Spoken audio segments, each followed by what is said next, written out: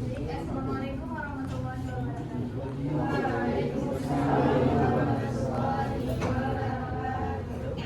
Puji dan syukur kehadirat Allah Subhanahu wa Ta'ala. Selawat dan salam kepada Rasulullah Sallallahu Alaihi Wasallam. Yang terhormat Ibu selaku dosen pengawas mata kuliah Filsafat Pendidikan dan kawan-kawan yang sudah berhadir. Pada kesempatan kali ini kami akan memaparkan tentang sistem induk filsafat. Sebelum itu, perkenalkan saya Nabila sebagai moderator dan di sebelah saya bernama. Selanjutnya di sana ada kawan kami sebagai pendokumentasi mata kuliah. Yang pertama kita akan membahas tentang definisi sistem induk filsafat. Sistem induk filsafat merupakan suatu kerangka berpikir yang menempatkan filsafat sebagai dasar utama dalam pengembangan ilmu pengetahuan. Filsafat disebut sebagai induk ilmu karena memberikan landasan mendasar mengenai hakikat realitas, cara memperoleh pengetahuan, serta nilai dari ilmu itu sendiri. Dengan demikian, filsafat tidak hanya berfungsi sebagai teori, tetapi juga sebagai fondasi yang mengarahkan perkembangan berbagai disiplin ilmu. Yang kedua, konsep dasar sistem induk filsafat. Konsep dasar sistem induk filsafat berkaitan dengan berbagai aliran pemikiran yang menjadi landasan dalam memahami realitas, pengetahuan, dan nilai. Dalam sistem induk filsafat, aliran-aliran tersebut tidak berdiri sendiri, melainkan saling melengkapi dan memberikan pemahaman yang berbeda. Dengan mempelajari berbagai aliran filsafat, manusia dapat melihat suatu permasalahan dari berbagai sudut pandang dan mampu berpikir kritis dan tidak terdistraksi. Adapun beberapa aliran utama dalam sistem induk filsafat yang sering dijadikan dasar pemikiran adalah naturalisme, idealisme, realisme, dan rasionalisme. Keempat aliran ini memiliki karakteristik dan pandangan yang berbeda dalam menjelaskan hakikat realitas dan pengetahuan. Yang pertama, naturalisme, yaitu merupakan aliran filsafat yang memandang bahwa segala sesuatu yang ada di dunia ini bersumber dari alam dan dapat dijelaskan melalui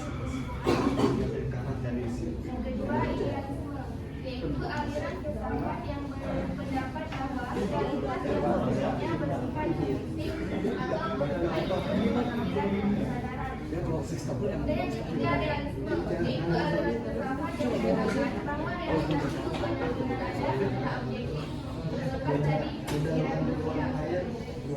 Dan yang terakhir ada pragmatisme, yaitu aliran filsafat yang menilai kebenaran fenomena dan kehidupan nyata. Selanjutnya akan dijelaskan oleh Biarlah komponen-komponen sistem induk filsafat. Filsafat sebagai sistem induk ilmu pengetahuan juga berdiri secara besar dalam suatu bentuk yang sistematis dan saling berkaitan. Sebagai suatu sistem filsafat memiliki komponen-komponen utama yang menjadi dasar dalam memahami realitas, pengetahuan dan nilai-nilai kehidupan.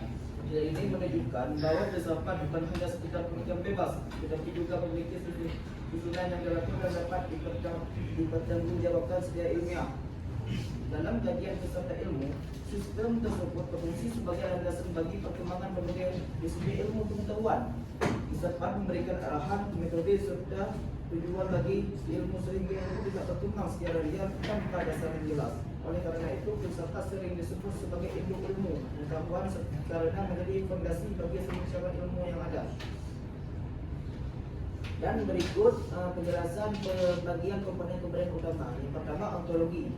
Adapun definisi ontologi merupakan cabang filsafat yang membahas tentang hakikat keberadaan atau realitas. Dalam kajian filsafat, ontologi bersifat menjawab pertanyaan mendasar seperti apa yang benar-benar ada dan bagaimana hakikat dari sesuatu yang ada tersebut.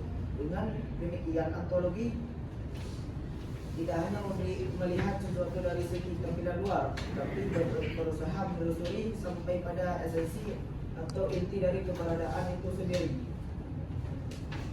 Dan secara lebih luas, ontologi juga berkaitan dengan klasifikasi atau penggolongan realitas. baik dari bersifat fisik maupun non-fisik.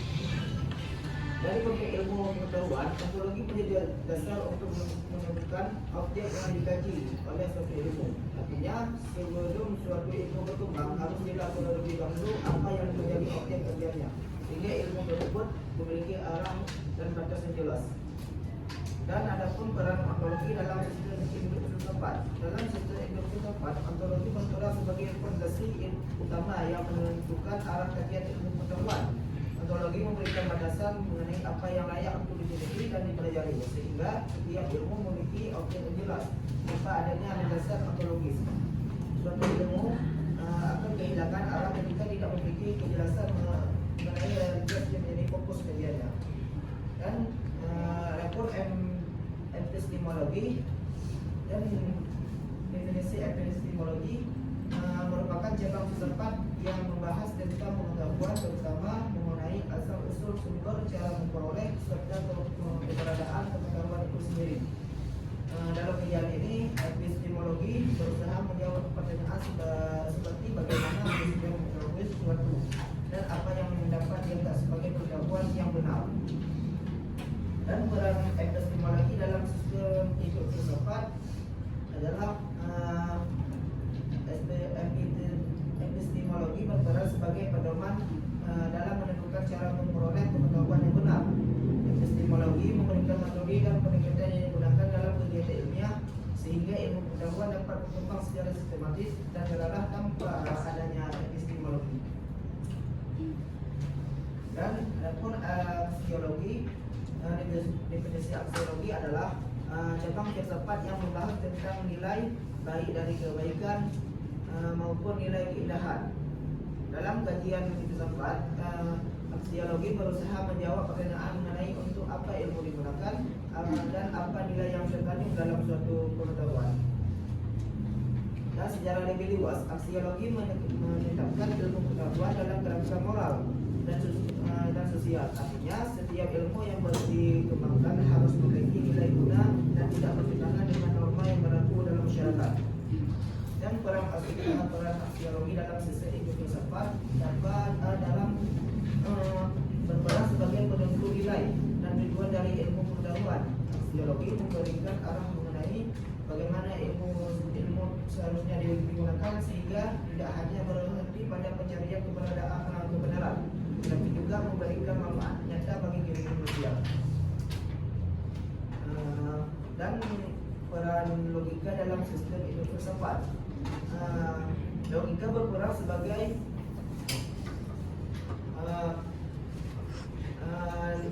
adapun logika, definisi logika. Cabang filsafat yang membahas tentang aturan-aturan berpikir yang benar dan sistematis. Dalam kajian filsafat, logika digunakan untuk menilai apakah suatu argumen atau pemikiran dapat diterima secara rasional atau tidak.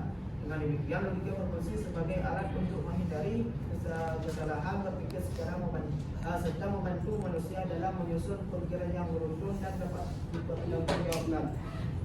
Dan peran logika dalam sistem hidup filsafat adalah berperan sebagai alat untuk menjadi konsistensi dan kebenaran dan dalam proses berpikir. Logika memastikan bahwa setiap pemikiran yang dihasilkan tidak mengandung kontradiksi dan sesuatu dengan kaidah berpikir yang benar.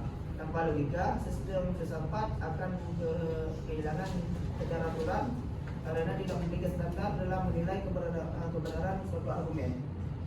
Baik, akan dilanjutkan oleh teman saya. Baik, selanjutnya kritik terhadap sistem hidup filsafat. Yang pertama ada kritik internal. Kritik internal terhadap sistem hidup filsafat muncul dari Yang ininya saja, jangan semua dibaca ya. PowerPoint ada kan? Nah, silakan. Yang pertama ada kritik internal. Kritik internal terhadap sistem hidup filsafat muncul dari dalam kajian filsafat itu sendiri. Kritik ini biasanya berkaitan dengan perbedaan pandangan antara aliran filsafat dalam memahami realitas pengetahuan dan nilai. Yang kedua, kritik eksternal. Kritik eksternal terhadap sistem hidup filsafat berasal dari luar bidang filsafat, terutama dari ilmu pengetahuan, ilmu pengetahuan modern dan perkembangan teknologi. Yang selanjutnya ada relevansi. Yang pertama ada penerapan sistem induk filsafat dalam ilmu pengetahuan. Di era modern saat ini, perkembangan ilmu pengetahuan dan teknologi berlangsung sangat pesat dan mempengaruhi hampir seluruh aspek kehidupan manusia. Dalam kondisi tersebut, sistem induk filsafat memiliki peran penting sebagai landasan dalam mengarahkan perkembangan ilmu agar tetap berada pada jalur yang benar. Selain itu, sistem induk filsafat juga memberikan dasar epistemologis dalam ilmu pengetahuan, yaitu bagaimana cara memperoleh pengetahuan yang benar dan dapat dipertanggungjawabkan. Yang kedua, relevansi sistem induk filsafat dalam konteks sosial dan budaya. Dalam kehidupan sosial dan budaya, sistem induk filsafat memiliki peran penting dalam membentuk cara pandang dan sikap manusia terhadap berbagai realitas yang ada di masyarakat. Filsafat membantu manusia memahami makna kehidupan, nilai-nilai moral, serta hubungan antar individu dalam lingkungan sosial. Lebih lanjut, filsafat juga menjadi sarana refleksi dalam menghadapi berbagai permasalahan sosial, seperti krisis moral, konflik sosial, dan dampak negatif perkembangan teknologi. Sistem induk filsafat memberikan kerangka berpikir yang mendalam dan kritis dalam menganalisis masalah tersebut, sehingga solusi yang dihasilkan tidak hanya bersifat teoris, tapi juga mempertimbangkan aspek sosial dan nilai. Mana? Kan dingin. Saya kan dingin. Kenapa bisa kamu terlambat? Baik, Gus. Hah? Ada nggak? Saya buka sesi pertanyaan. Siapa nama tadi yang terlambat? Al-Kanani, Bu. Wah, pagi. Baik, kami membuka sesi tanya jawab. Ya. Oke, silakan. Cepat durasi.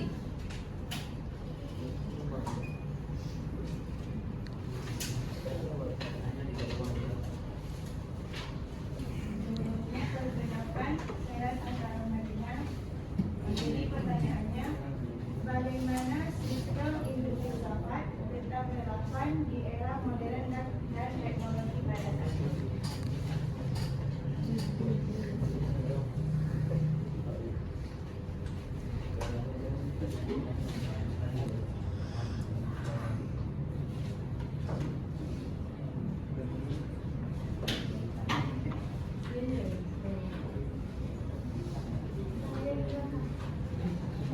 Jadi, perkenalkan saya Zalfa Aulia Putri. Jadi pada penjelasan mengenai sistem induk filsafat tadi disebutkan bahwa filsafat menjadi dasar utama pengembangan ilmu pengetahuan. Menurut kalian, bagaimana peran filsafat dalam perkembangan pendidikan modern saat ini?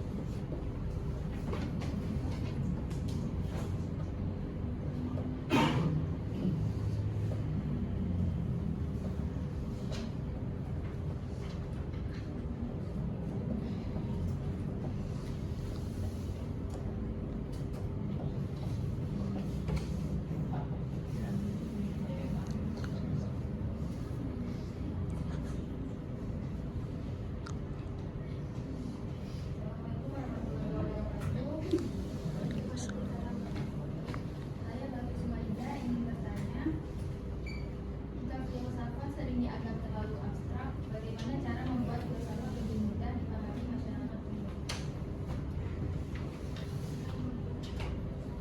Jika filsafat sering dianggap terlalu abstrak, bagaimana cara membuat filsafat lebih mudah dipahami oleh masyarakat umum?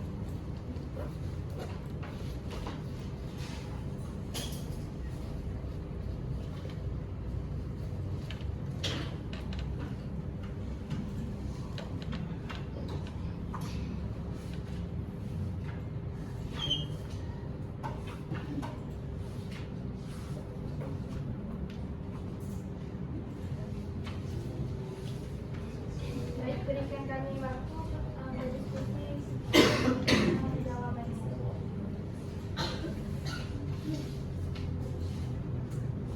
Akan dijawab dulu untuk masing-masing biar kawan ada rekamannya.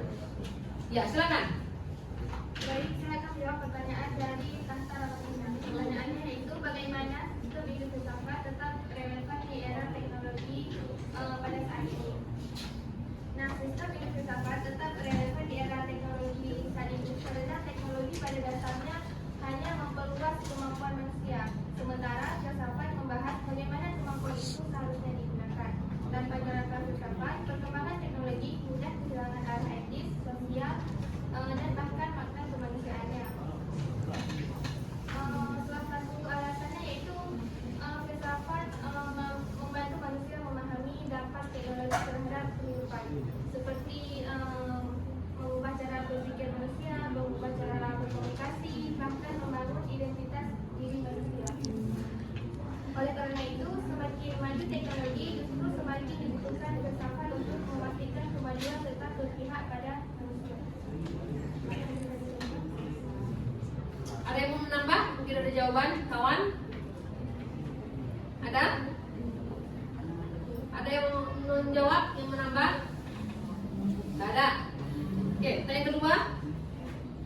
Jawaban kedua. Baik, saya jawab dari hanya bagaimana perkembangan induk filsafat pada saat ini.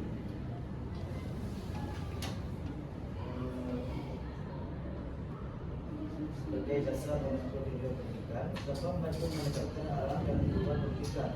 Seperti sistem pendidikan selalu memiliki cita-cita tertentu, misalnya membentuk manusia yang beriman dan berdakwa, menambah penjelasan intelektual, emosi dan spiritual, menyiapkan pendidikan agar mampu hidup di masyarakat modern. Yang kedua, menjadi dasar untuk membentuk sistem filsafat memengaruhi isi dan bentuk disusun berdasarkan pandangan filsafat tertentu tentang manusia dan kehidupan. Contohnya, filsafat progresivisme menunjukkan pembelajaran aktif dan pengalaman langsung. Ketiga, menunjukkan metode pelajaran. Filsafat akan mengaruhi cara guru mengajar di kelas. Contohnya, penerapan guru tidak lagi hanya berceramah, tetapi menggunakan diskusi, praktik, eksperimen dan kerja kelompok. Yang kedua, menjadi dipandang sebagai sosial yang menerima informasi.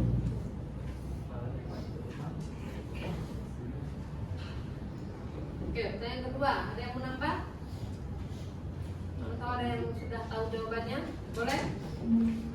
Cepat saya. Ada? Tak ada.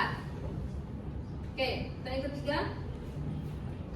Ketiga, silakan. Jadi saya akan jawab pada yang ada di ketiga. Pertanyaannya bagaimana cara membuat filsafat dari mudah dipahami masyarakat umum.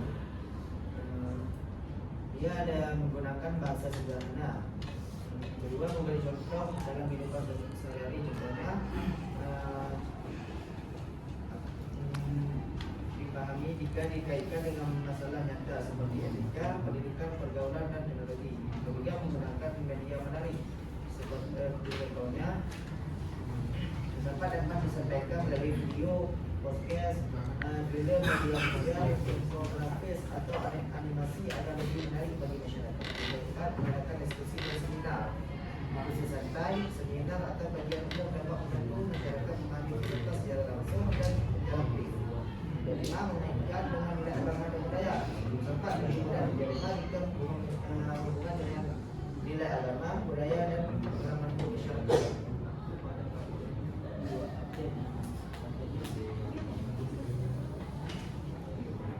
Oke, jadi yang dimaksud dengan sistem induk filsafat maksudnya apa? Itu dulu kata kuncinya. Sistem induk filsafat artinya apa? Kemarin kan sudah ada pertanyaan yang saya kasih di ujian itu. Sistem itu apa? Mana?